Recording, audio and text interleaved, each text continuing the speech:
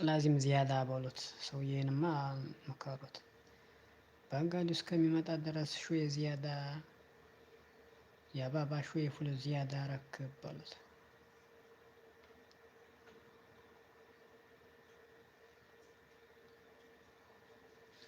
ዛሬ 30 ሰዓት ነው የሰጠኝ።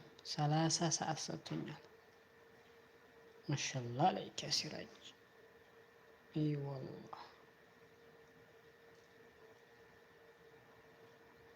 30 ሰዓት